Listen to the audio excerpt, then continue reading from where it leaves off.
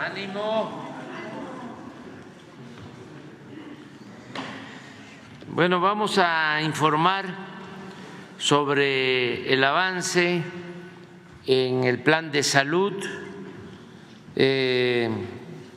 Lo hacemos los martes, pero en esta ocasión se pospuso para el día de hoy, jueves, por la agenda, pero ya vamos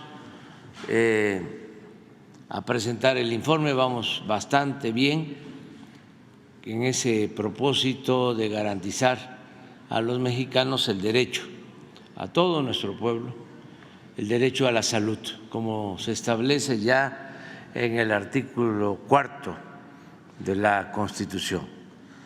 Y es sobre todo garantizar el derecho a la salud a quienes no tienen seguridad social, quienes no están en el ISSSTE, en el seguro, quienes no tienen posibilidad de tener un seguro privado,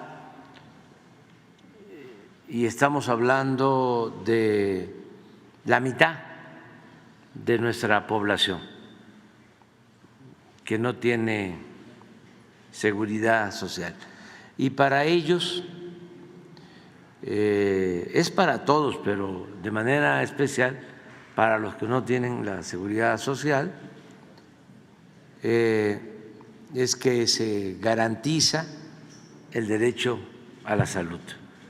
¿Qué significa ir a un centro de salud, a un hospital, ser atendido por un médico general, por un especialista,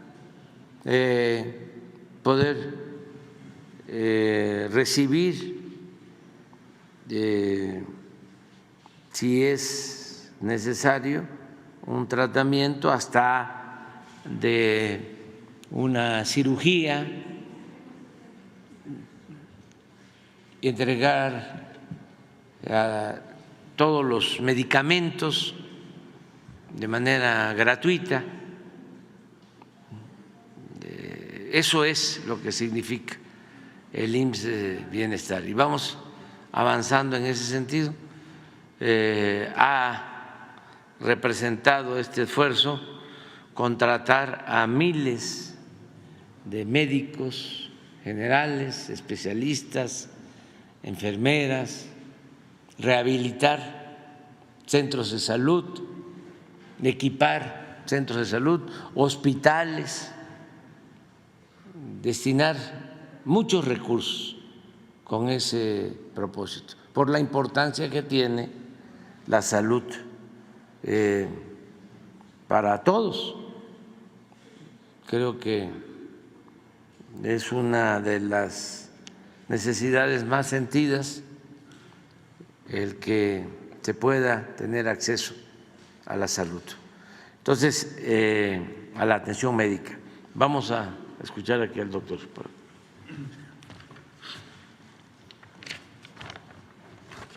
Con su permiso, señor presidente, muy buenos días a todas y todos ustedes este jueves 12 de septiembre.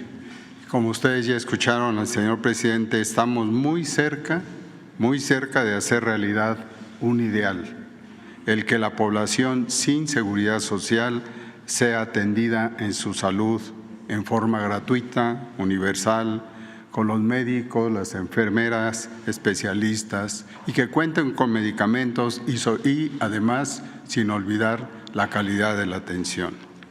Esto es desde luego mediante el IMSS Bienestar, y hoy el maestro Zoe Robledo informará los avances que se han logrado en los 23 estados que han sido federalizados con los temas, son solo tres temas estado por estado. El primero es los avances en la contratación del personal de 2019 al día de hoy. Médicos especialistas, médicos generales, enfermeras, y trabajadores de la salud. El segundo, centros de salud con cobertura de lunes a domingo. Este es un hito en el poder hacerlo. Y finalmente, la clínica es nuestra, que tiene un gran significado en la prevención. Zoe, por favor. Muchas gracias. Con su permiso, presidente, doctor Alcocer, doctor Ruy, muy buenos días a todas y a todos. Como se ha comentado, el IMSS Bienestar es una nueva institución de atención médica para las personas sin seguridad social, y justamente hace algunos días, el 30 de septiembre, incluso trajimos aquí una fotografía, porque se llevó a cabo una reunión aquí en Palacio Nacional, en el Salón Embajadores, con el presidente López Obrador, también con la presidenta electa, la doctora Claudia Sheinbaum, y con el Gabinete de Salud, también con el Gabinete de Salud entrante, pero fundamentalmente con los 23 gobernadoras y gobernadores que han tomado esta decisión de transferir lo que antes se operaba desde las Secretarías de Salud y financiaba parcialmente el Seguro Popular, para hacer una evaluación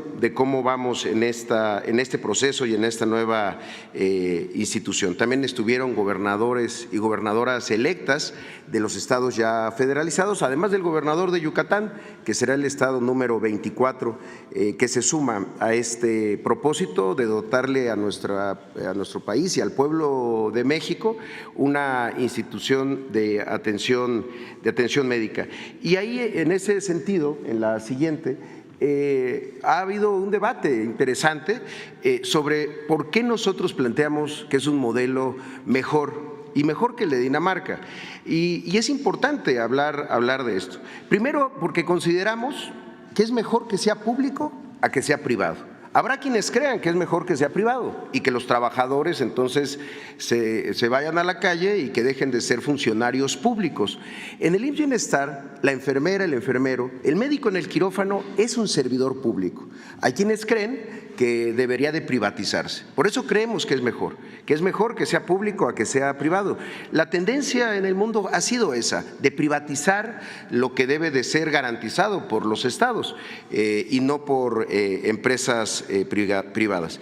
En ese sentido, solo quedan 8 países en el mundo que mantienen redes hospitalarias completas que opera el Estado. En otros lados es 100% privado, en otros lados es mixto. En el país sigue siendo un tema público. Por eso es que creemos que es mejor que los hospitales sigan siendo públicos y el personal sigan siendo trabajadores de gobierno, trabajadores públicos. En segundo lugar, porque creemos que es mejor que sea gratuito a que sea contributivo, es decir, que sea gratuito a que se paguen cuotas, a que se paguen, como ocurre en otras partes del mundo, que se tienen que pagar cuotas, primas o que hay impuestos especiales para la atención de la salud. El IMSS Bienestar es gratuito, es decir, una persona que se atiende ahí para recibir sus medicamentos, una consulta, un estudio de laboratorio, un estudio de imagen, una cirugía, un traslado en helicóptero para llevarlo a un hospital de mayor resolutividad, es gratuito.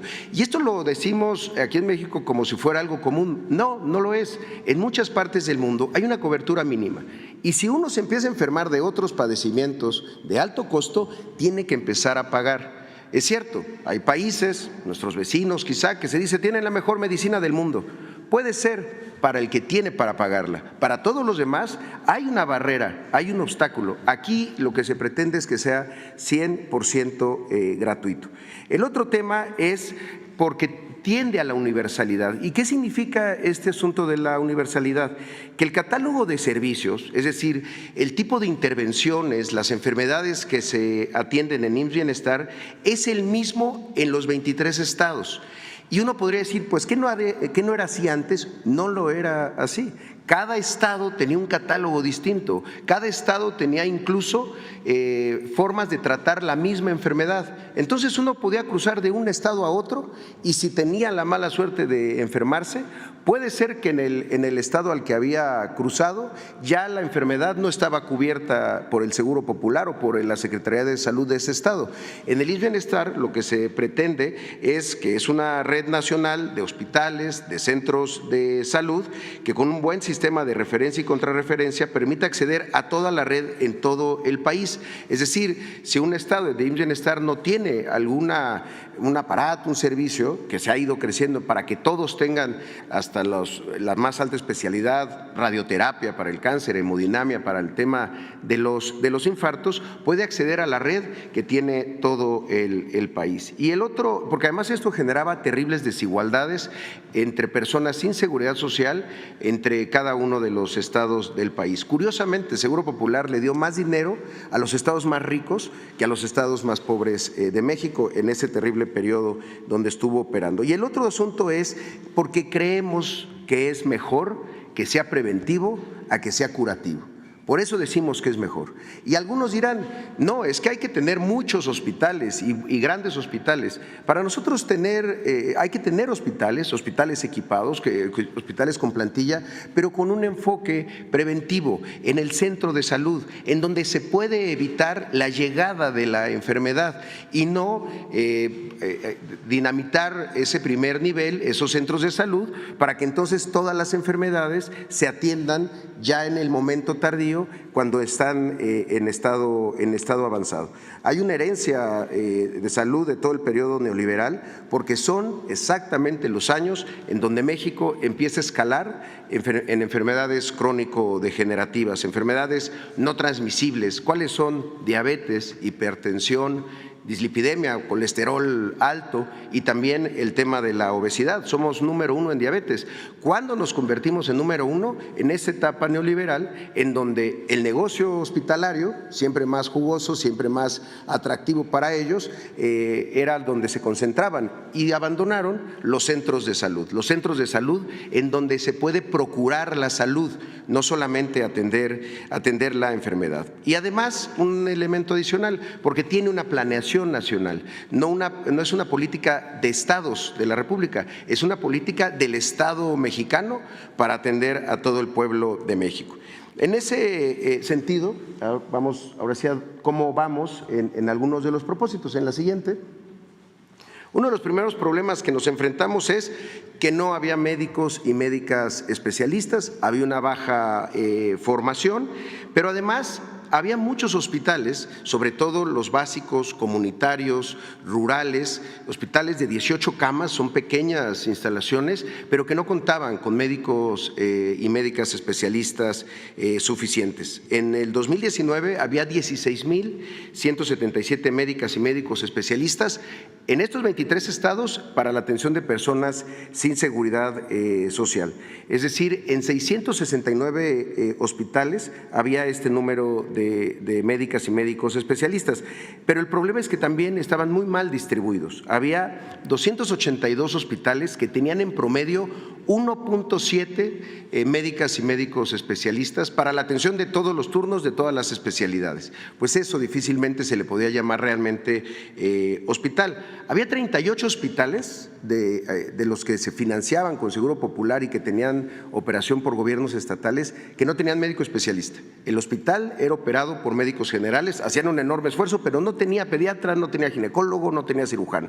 En ese sentido, ha sido el esfuerzo de la contratación de médicas y médicos especialistas en diferentes procesos, convocatorias, se han ofrecido bonos, el tema de los médicos especialistas de Cuba que hemos contratado. Hemos ya alcanzado un número de 10,067 médicas y médicos adicionales contratados para llegar a 26,244 médicas y médicos especialistas. Y algo muy importante es que estamos enfocándonos en estos hospitales rurales, comunitarios, que eran los que tenían mayor necesidad, en las especialidades troncales, que son las especialidades más comunes. Por eso hoy, podemos decirlo, tenemos 4,379 anestesiólogos, 2,987 cirujanos, 3,653 ginecólogos, 2,104 médicos internistas, medicina interna, 4,743 pediatras, 1,469 urgenciólogos, entre otras el resto de las especialidades. Nuestra meta es llegar a 27,729. Ahora, el avance por los estados, el avance general para este propósito va al 95%. Como lo ven aquí, ya hay algunos estados, 10, que están arriba del 96%, arriba, digamos, del promedio del país: el Estado de México, Colima, Chiapas, Tabasco, Sinaloa, Tlaxcala, Michoacán, Baja California Sur, Nayarit y Baja California. Hay 12 que están entre 90 y 95%, Sonora, Campeche, San Luis Potosí, Zacatecas, Veracruz, Puebla, la Ciudad de México, Morelos, Tamaulipas, Quintana Roo, Oaxaca y Guerrero, y un estado con 82%, que es el estado de Hidalgo. El propósito es llegar al último de este mes de septiembre con la cobertura al 100%. En la siguiente también vemos una situación que lo describimos de esta manera. Cada punto que se ve ahí, cada punto verde, es un centro de salud que está atendiendo de lunes a domingo. Como lo ven, al inicio de este año, en marzo, teníamos solamente 452 centros de salud operando en fin de semana. Hacia agosto ya eran 4,618 operando de lunes a domingo, y hoy tenemos ya 5,110. Es decir, obviamente los estados en donde no aparece son estados no federalizados, son estados donde esos centros de salud no son de IMSS Bienestar, son de los gobiernos de los estados. ¿Por qué es esto importante? Porque necesitamos regresar a la población, a la confianza en el centro de salud, ahí en donde los médicos y médicas generales que hemos estado contratando están atendiendo los fines de semana. Y también en ese sentido, de lo que se heredó, había centros de salud sin un solo médico general, que eran atendidos por personal de enfermería. El propósito es que todos los centros de salud, pero con un énfasis en los más pequeños, en los de 1 y 2 consultorios, que además son los más apartados, puedan contar con atención de lunes a domingo. En ese sentido, también, si lo vemos la siguiente, vemos cómo los estados, hay estados que ya han ido llegando a la meta. El avance general es de 93 estados, han llegado también, perdón, este es de enfermería, pero que también es un tema importante. Pero creo que no está esa gráfica, una disculpa. La siguiente. Bueno, y les comentaba, hay estados que ya llegaron al 100 en médicos generales, como Hidalgo, Colima, la Ciudad de México, Campeche, Baja California Sur y Tlaxcala. Y ahora sí, en la siguiente había otra brecha importante en personal de enfermería. Y aquí sí, en la enfermería, tanto las enfermeras, enfermeros especialistas, enfermeros generales y las auxiliares de enfermería están en los 3 niveles de atención. Las enfermas especialistas, sobre todo, son las que atienden en los hospitales, son las enfermeras, enfermeros que podemos ver en una sala de urgencias, en una unidad de cuidados intensivos, en una unidad de cuidados intensivos para niños, son las enfermeras especialistas que entran a los quirófanos y que asisten a los cirujanos.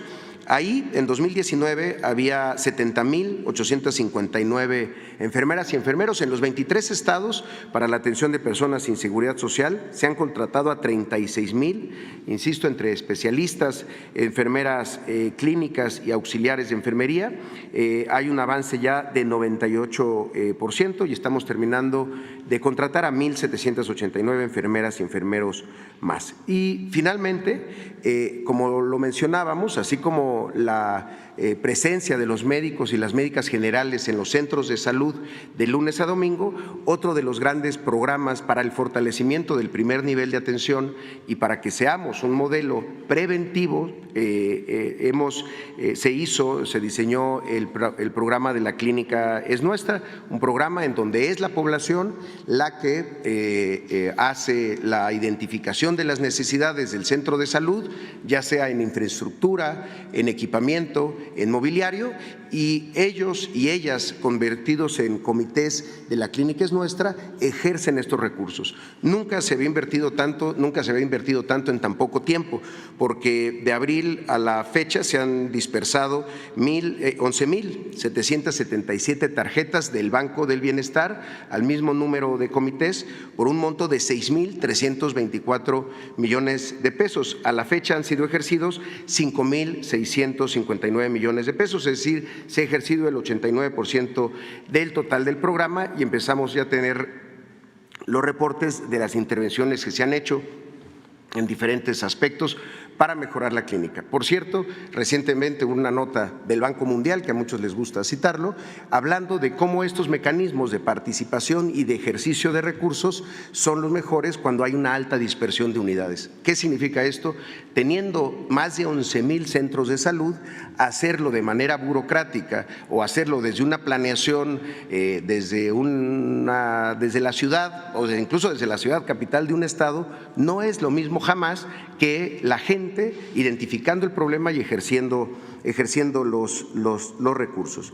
Del total de los comités hay 11,690 que ya han realizado algún retiro. Ya hay 15 estados que ya en la siguiente, perdón, es que esta es la de La Clínica es Nuestra, de los centros de salud, en términos del monto de los 6,000 millones de pesos, ya se han ejercido 5,659. Y en términos del número de comités que ya han hecho algún retiro, no necesariamente de toda la cantidad, porque van retirando en función de lo que van haciendo, es el 99,3% de los comités que ya han hecho algún ejercicio. Los que no lo han hecho en algunos casos es porque siguen identificando y poniéndose de acuerdo de cuál es la intervención que van a hacer. Por último, señor presidente, y a todas y a todos, tenemos hoy un pequeño video que es un testimonio de los centros de salud, porque, insisto, muchas veces desde aquí de la Ciudad de México se cree que la salud es un tema de hospitales nada más. De repente pensar eso es como pensar que los problemas de la seguridad se resuelven construyendo muchas cárceles, que es la etapa final de un problema. Los centros de salud es el modelo preventivo que queremos que crezca en el IMSS Bienestar. Por eso trajimos estos testimonios de centros de salud que ya tienen cobertura de lunes a domingo, que ya tienen intervención de La Clínica es Nuestra, para que todas y todos que nos están viendo los puedan conocer. Son uno en el ejido Rubén Jaramillo, allá en San Quintín, en Baja California. Es un ejido que está a 48 minutos todavía de San Quintín. Otro de la localidad de San Miguel, Comundú, en Comundú, allá en Baja California Sur. El otro es un centro de salud llamado Santa Inés, aquí en la Ciudad de México. También hay otro llamado Salvador Allende, con clínica de especialidades aquí en la Ciudad de México, porque también hay centros de salud más grandes y más resolutivos. Y también traemos dos ejemplos del sur, uno del Centro de Salud de Bacapchen, en el nuevo municipio de Sitbalché, allá en Campeche, y el Centro de Salud de Vicente Guerrero en Jiquipilas, en el estado de Chiapas. Entonces, si podemos pasar el video.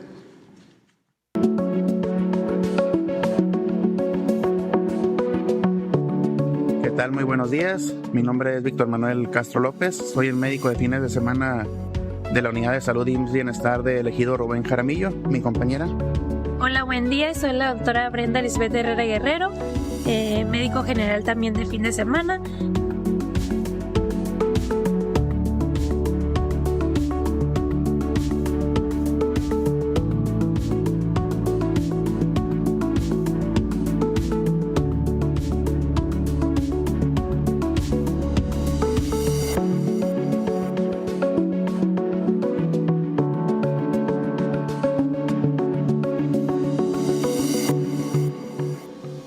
Buen día, yo soy la doctora Teresa de Jesús, soy la médico responsable de la unidad médica de San Miguel de Comundú, de la Baja California Sur.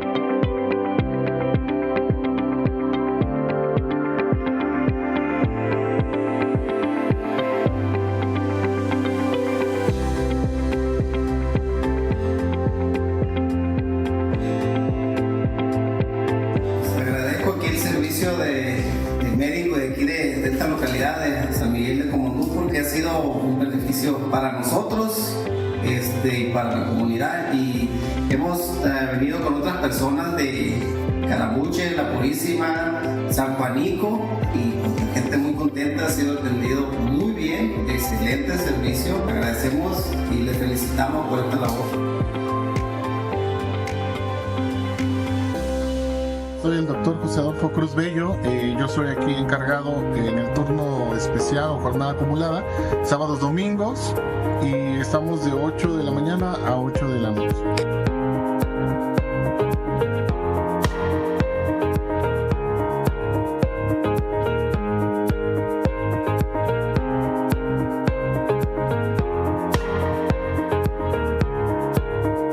La verdad es que agradezco demasiado que nos hayan abierto el horario de fines de semana, porque no es como nosotras. Por ejemplo, que soy mamá y también trabajo al mismo tiempo, utilizo toda la semana para ser mamá y para trabajar.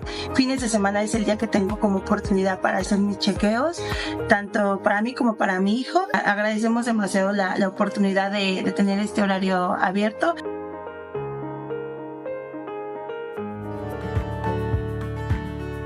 Este es el área de somatometría. Aquí le tomamos sus signos vitales y su entrevista para antes de que pasen al médico.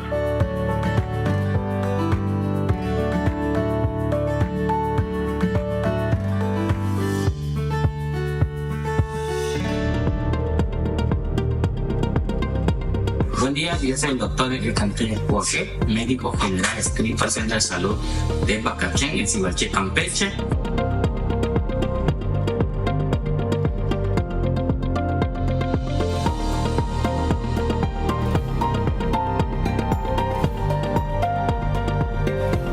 Los doctores pues están atendiendo y pues sí están dando curso.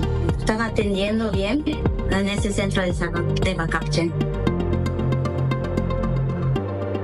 Yo soy el doctor Manuel Alejandro Cancino Arias, médico general del Centro de Salud de Vicente Guerrero, en el municipio de Jiquipilas, en el estado de Chiapas.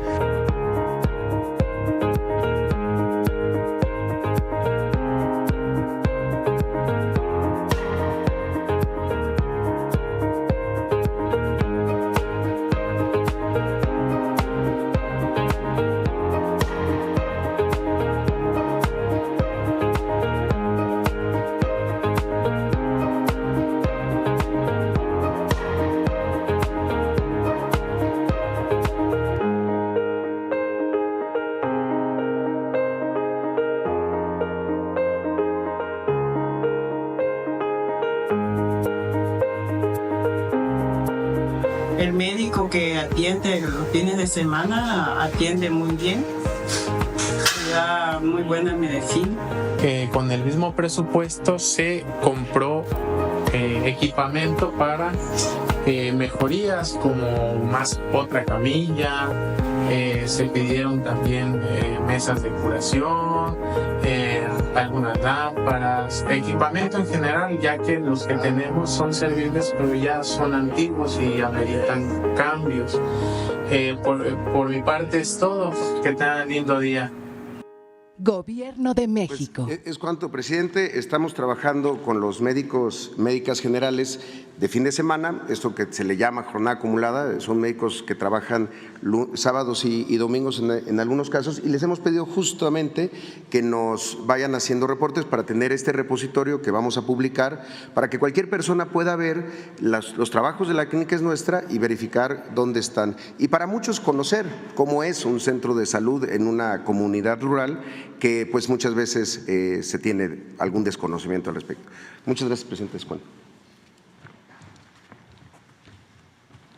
Bueno, todavía vamos a tener oportunidad de otro informe y esperemos que en 15 días o antes, va a ser el martes 24, ya podamos izar la bandera blanca, de decir ya tenemos todos los médicos generales el personal de enfermería, los especialistas, más avance en el programa de la Clínica Es Nuestra, hacer un recuento de hospitales, de los equipos de los hospitales, lo que se ha adquirido para enfrentar infartos, la hemodiálisis, el abasto de medicamentos, todo, incluso un informe sobre lo que se ha invertido, porque no es gasto, es inversión, un informe final, y agradecer mucho a pues todo el personal, a todos los trabajadores del sector salud, y agradecer a las gobernadoras, a los gobernadores que aceptaron la federalización, porque cuando llegamos el sistema de salud estaba descentralizado, la Secretaría de Salud pues era una oficina, un cascarón que se dedicaba a transferir fondos, recursos a los estados, y la salud estaba en manos de los gobiernos estatales. Todavía hay algunos estados que no aceptaron la federalización porque fue voluntario. Por eso hablamos de 24, ¿no? Ahora con Yucatán, pero son 23. 23 y va a entrar Yucatán. Y esto significó federalizar, es decir, que existe un sistema, como muy bien lo planteó Zoé, no de estados, sino de Estado, que el Estado mexicano se haga cargo de la salud, porque en algunos casos, no en todos desde luego, se transferían los fondos a los estados y el dinero no se usaba con ese propósito, se desviaba y no había atención médica para la mayoría de la gente. Ahora es distinto. También sería importante que para el próximo informe se hablara sobre la basificación de trabajadores de la salud, porque cumplimos ese compromiso. Habían miles de trabajadores de la salud por contrato, eventuales, y llevaban años. Y ahora, en términos generales, en todo lo que es el sector salud, ¿a cuánto se ha basificado? De todo el sector, como 76,000. 76,000 trabajadores de la salud basificados. Y aprovecho también para comentar que en el caso de los trabajadores de la educación, ya vamos muy cerca de 1 millón de trabajadores administrativos, maestras, maestros basificados. Estamos terminando nuestro mandato, nuestro gobierno, y cumplimos con esos compromisos de basificar a trabajadores de salud y basificar a trabajadores de la educación. Bueno, pues vamos a contestar preguntas. Quedó pendiente nada más el compañero Alberto Marroquín. Muy bien. Bueno, lo que me comenta aquí Jesús es que ya en todos estos estados ya se aprobó la reforma al Poder Judicial, los congresos locales. Una reforma constitucional requiere de la aprobación de la Cámara de Diputados, la Cámara de Senadores, con mayoría calificada, más la mitad, más uno de los estados, de las entidades federativas. Es decir, se requieren 17. Y ya de esa manera ya se legaliza el proceso. Falta nada más la publicación, que eso corresponde al titular del Ejecutivo. Pues sería bueno pensar en que se publique el 15 de septiembre, porque es una reforma importantísima. Es reafirmar que en México hay una auténtica democracia, que el pueblo elige a sus representantes, que el pueblo elige a los servidores públicos de los tres poderes, que esa es la democracia, no las élites, no la llamada clase política, no la oligarquía. Todos, cada ciudadano, de acuerdo a la Constitución, tiene derecho a votar y a ser votado. Y esa es la democracia representativa y al mismo tiempo democracia participativa. Entonces, vamos a esperar a que termine todo el proceso, porque se están haciendo reuniones en todos los estados, se están llevando a cabo sesiones en los congresos locales. En algunos estados las constituciones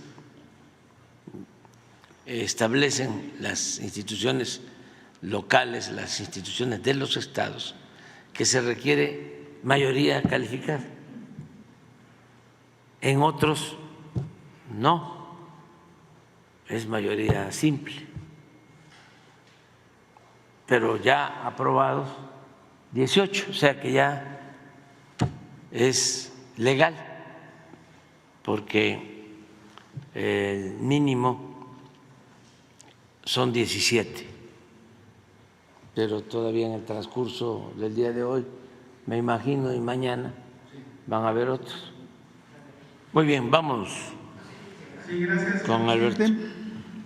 Alberto Marroquín Espinosa, de JF Informa desde Cancún, frecuenciacat.com, y es ahora AM desde Querétaro.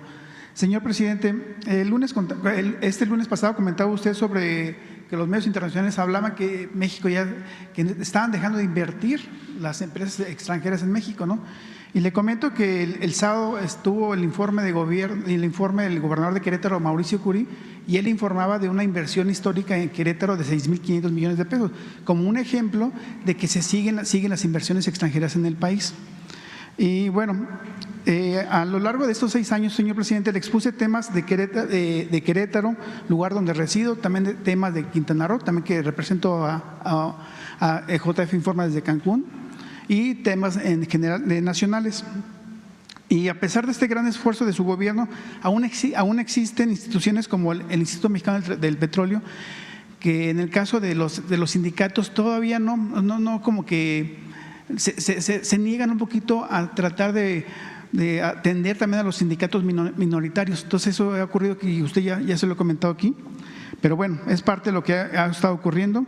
Y bueno, también uno de los primeros temas que yo le señalé aquí en las mañaneras en el 2019 fue el tema de los litros de no a litros en las gasolineras, que había un rastrillo que les ponían a las gasolineras, a las bombas, para no dar litros de litros, ¿no?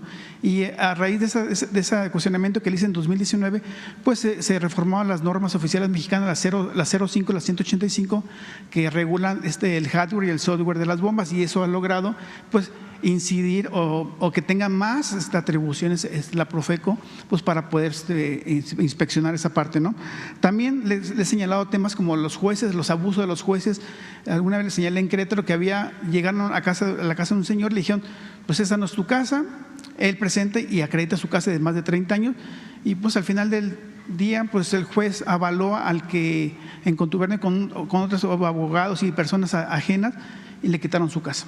Son cosas que suceden a veces en esos temas judiciales, ¿no?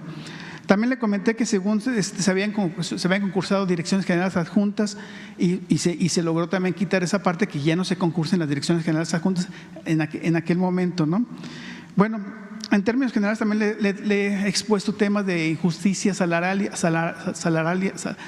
salarios, de mandos medios del gobierno federal, también incluso despidos injustificados apegados al servicio profesional de carrera. Hace falta mucho todavía por avanzar en ese tema, hacen falta reformas a la ley y reglamento del servicio profesional de carrera, pero bueno, se ha ido avanzando poco a poco, pero son de los temas que yo le he estado señalando. Y de Querétaro le he señalado también incluso la urgencia de declarar áreas naturales protegidas como Peña Colorada, que gracias a su intervención se logró esa declaración después de más de 20 años que pues los inmobiliarios siempre estaban buscando cómo apropiarse de esos terrenos, ¿no? Y se logró esa declaratoria que para Querétaro ha sido un tema muy importante, ¿no? La insistencia también que le toqué aquí siempre del tren México-Querétaro, bueno, pues ya vimos lo que está ocurriendo ahorita. El pago de derechos a ejidatarios en el Parque Nacional del Cimatario también, que es otro tema que les he estado tocando, el huachicol en San Juan del Río, la tala ilegal en Amealco, proyectos de agua y acueductos también que le he estado señalando aquí en la mañanera, y evitar incluso poner una gasolinera en la capital de Querétaro, porque está una zona habitacional, y gracias a su intervención también se logró que ya esa gasolinera no estuviera en un lugar alrededor de hospitales, de escuelas y todo, se logró ahí en la colonia El Porvenir, en la capital queretana. Y bueno, por lo anterior que he expuesto, presidente, me gustaría saber cuál es su balance para el estado de Querétaro en su sexenio, que prácticamente a 17 días de su conclusión. ¿Cuál es su balance hacia Querétaro? Digo, ha sido un estado complicado. Hoy en día sabemos que es el único estado que no aprobó esta reforma. ¿Cuál sería su balance para Querétaro, señor presidente? Pues muy bien, y primero, todo el resumen que haces de tu participación es muy importante, como la participación de todas, de todos. Esto justifica el porqué de las mañaneras, entre otras cosas, porque aquí se hacen denuncias, se plantean necesidades de las comunidades, se hacen propuestas. Todo esto que estás hablando de cómo no entregaban litros completos, cómo engañaban a los consumidores, y aquí se hace la denuncia y se reforman las normas y la Procuraduría del Consumidor interviene, y eso se va controlando, y muchas otras cosas, ¿no? Entre todos. Por eso es acertado. Celebro que la presidenta electa continúe con estas conferencias, seguramente con otro formato, pero van a tener ustedes, los representantes de medios de información, la posibilidad de plantear con libertad sus asuntos y ustedes representan a los ciudadanos. Entonces, yo al contrario, les felicito a ti en especial por todas tus contribuciones y en efecto hemos avanzado creando como nunca reservas naturales en el país. Creo yo que ya somos el gobierno que más resoluciones de reservas naturales hemos hecho en la historia del país. El general Cárdenas era el que tenía el primer lugar en las declaratorias de reservas naturales. En el caso de nosotros hemos avanzado mucho. Lo que estás mencionando de Querétaro, también me acuerdo de la Sierra de San Miguelito en San Luis Potosí y así otros sitios en todo el país. La Giganta allá en Baja California Sur, que era un terreno de Fonatur, se decidió que se convirtiera en una reserva natural protegida. Eso se está haciendo en todo el país. Acerca de Querétaro, yo he tenido buena relación con los dos gobernadores, con el anterior, el gobernador Francisco, y ahora con el gobernador Curi, y no hemos tenido problemas. Desde luego ellos tienen una postura política, así es la democracia, pero hemos trabajado de manera conjunta y Querétaro ha recibido en efecto mucha inversión extranjera y el país no es cierto que por la reforma judicial estaba saliendo capital del país o no estaba llegando inversión extranjera. Puro cuento, nada más para tener una idea, un dato duro.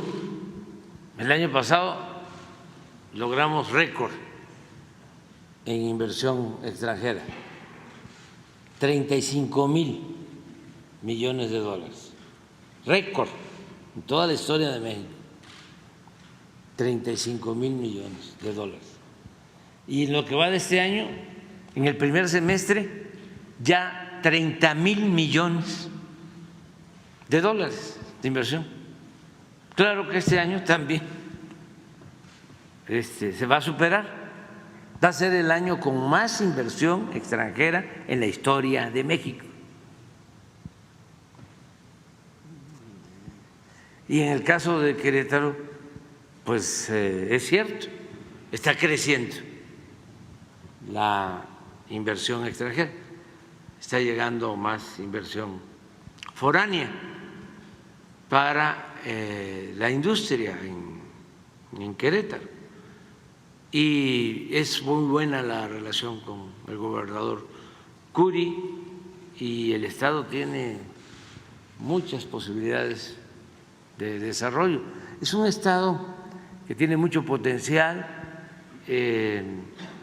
que tiene comunidades con mucha tradición productiva, municipios de la Sierra Gorda, conozco todo Querétaro, los límites con Hidalgo, los límites con San Luis, gente muy buena, muy trabajadora. Y luego el área metropolitana, que ha crecido mucho, por eso era necesario el ordenamiento territorial, el plan de desarrollo urbano, la declaratoria de reserva de área natural protegida, y ha llegado también mucha gente a vivir a Querétaro. Hay mucha gente de la Ciudad de México y de otros estados, y tiene finanzas públicas sanas. Es el segundo estado con mejor manejo de deuda. El primero es Tlaxcala, porque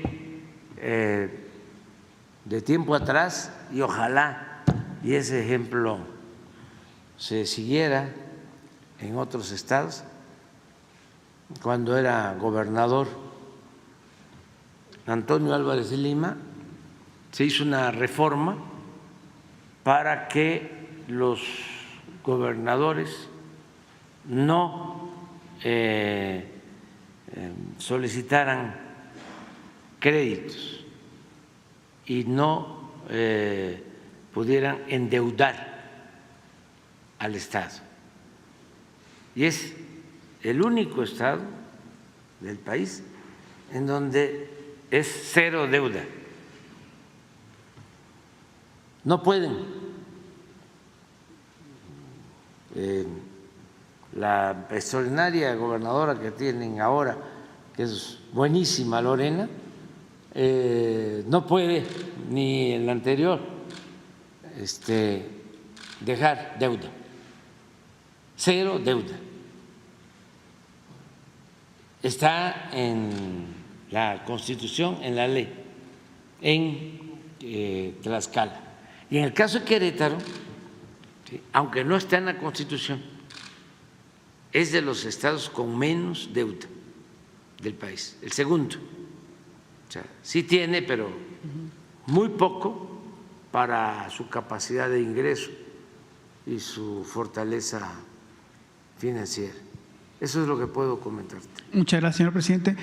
Sé que aún faltan 6 largos años para una nueva elección presidencial, pero ya no lo vamos a poder preguntar. Pero de los gobernadores y gobernadoras del país de Morena, ¿a quién le ve posibilidades para que pueda suceder a la doctora Claudia Sheinbaum? No, yo ya, si el creador me lo permite, pues voy a seguir, ¿no?, con vida para entonces,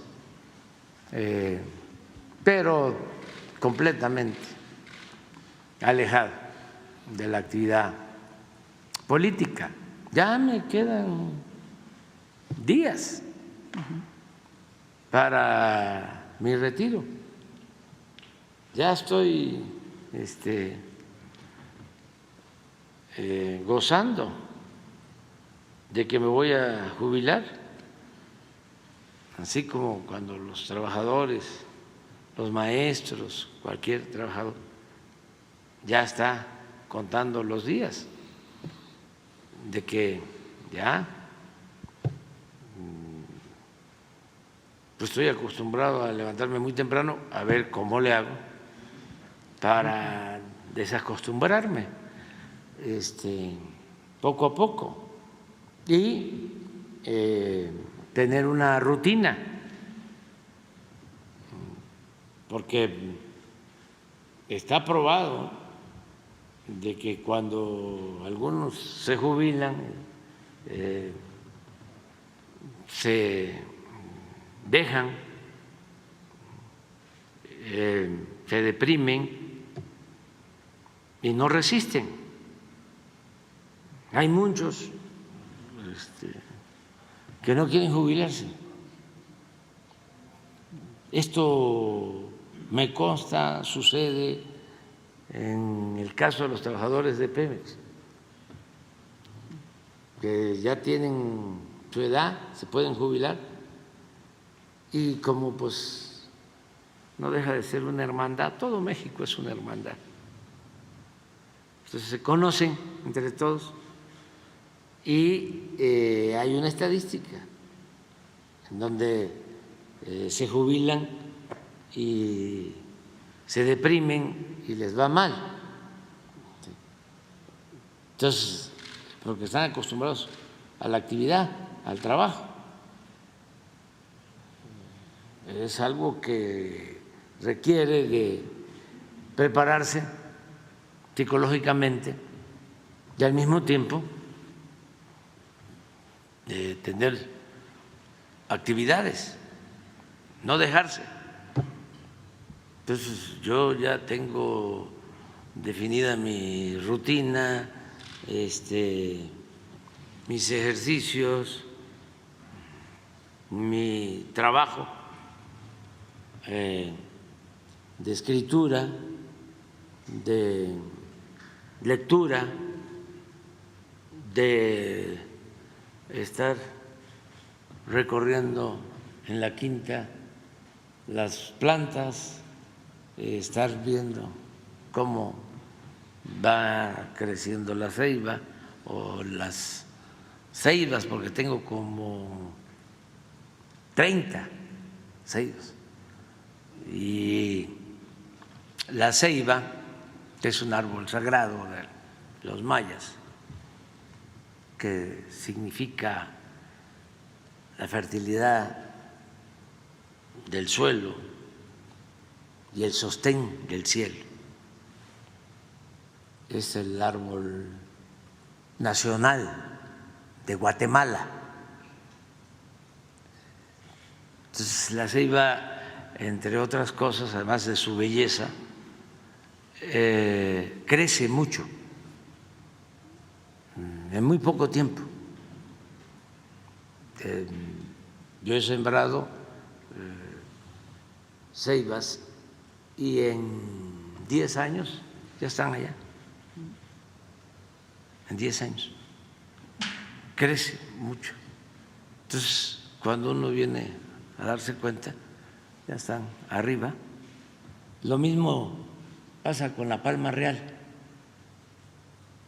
que esa es más originaria y es el árbol nacional de Cuba, la palma real. Igual se va rápido hacia arriba. Cuesta más, por ejemplo, el guayacán es más delicado, pero eso sí, ya cuando crece, ya es un árbol flor, tarda nada más 2 semanas, pero es un amarillo. A ver si no tienes un guayacán. Es todo un espectáculo. El maculí también, ese es un árbol de flores moradas, lilas. ¿Cómo se llama el árbol del altiplano que tiene origen asiático? La jacaranda, como jacaranda. Y luego está el flamboyán, que ese es rojo. Ese es tropical. Miren esto. Nada más es 15 días. Es febrero, marzo, pero son un agasajo esos árboles. Entonces voy a tener tiempo para estar viendo los árboles. Y luego los pájaros. Hay un poema de Neruda sobre los pájaros que es bellísimo, donde hace la descripción de todos los pájaros.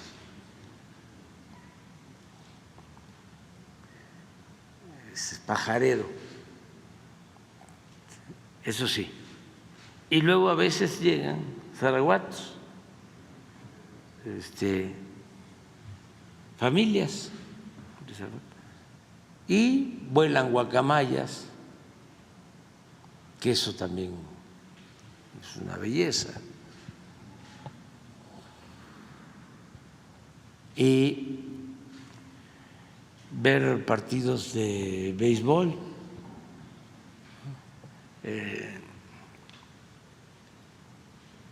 y ya no hablar de política, ya no, nada más desear que todo vaya muy bien, porque México y su pueblo merecen un mejor destino, siempre. Claro. Y para terminar, señor presidente, el pasado 27 de mayo yo sufrí un accidente en moto allá en Querétaro.